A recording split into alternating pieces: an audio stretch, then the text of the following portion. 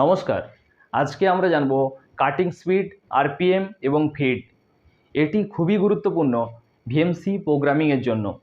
এই cutting speed হলো একটি স্পিড যেখানে কাটিং টুল মুভ করে ওয়ার্কপিসের সারফেস বরাবর। এর ডেফিনেশনটি কী হলো না, cutting speed is a speed at which a cutting tool moves across the workpiece surface. আর এই কাটিং স্পিড এর ইউনিট হলো মিটার পার মিনিট।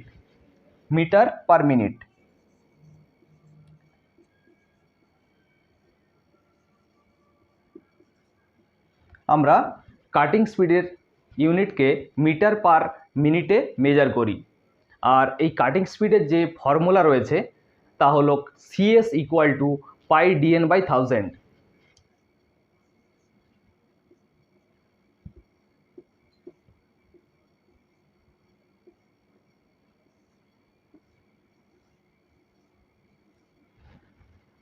এই CS equal to pi DN by 1000। এখানে পায়ের মান কত?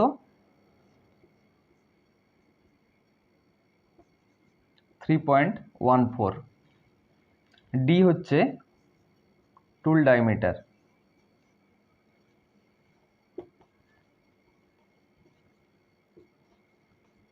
আর এন হচ্ছে আরপিএম।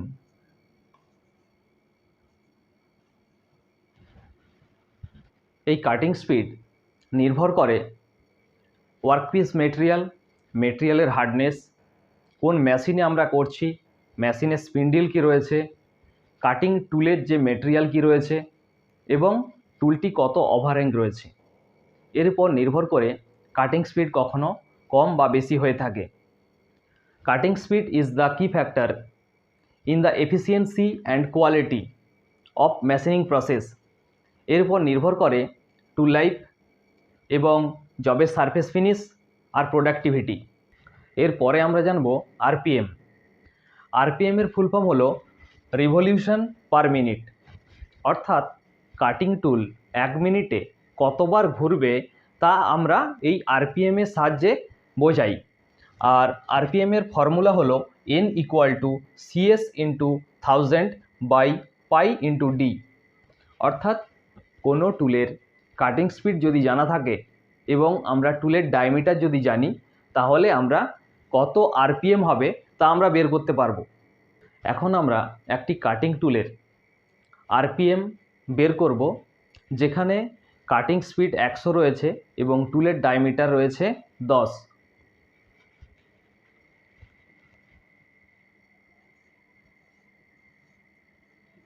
কাটিং স্পিড এখানে আমি 100 দিলাম, তারপর ইন্টু 1000, পায়ের মান হচ্ছে 3.14 ইন্টু টুলের ডায়ামিটার 10।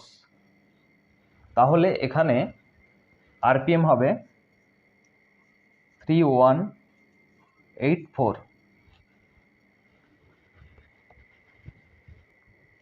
এইভাবে আমরা যে কোনো টুলের যদি কাটিং স্পিড জানা থাকে এবং টুলের ডায়ামিটার জানা থাকে, সেখানে আমরা আরপিএম বের করতে পারি। এই 3184 যেটি হলো তা হলো কাটিং টুলটি 1 মিনিটে 3184 বার ঘুরবে। এরপরে আমরা জানব ফিড। এই ফিড হলো একটি স্পিড যেখানে স্পিন্ডিল একবার রোটেট করলে কাটিং টুল যতটি মুভ করে তা হলো ফিড। এই ফিডের ডেফিনেশনটা আমরা দেখে নেব। Feed is a speed at which cutting tool moves through material during one spindle revolution. অর্থাৎ স্পিন্ডিল যখন একবার রোটেট করবে, কাটিং টুল যতটা মুভ করে তা হলো ফিড। এই ফিডের ফর্মুলাটি আমরা এখন জানব।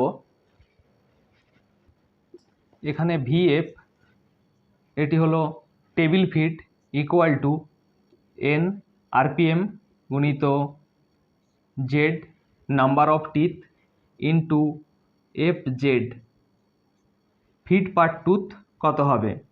অর্থাৎ কোনো কাটারের আরপিএম যদি 3184 হয়, যেটা আমরা আগে বের করেছিলাম 3184, যদি নাম্বার অফ টিথ 1টি হয় আর ফিড পার টুথ 0.1 হয়, সেখানে ফিড হবে 318, অর্থাৎ 318 ফিড হবে সেখানে।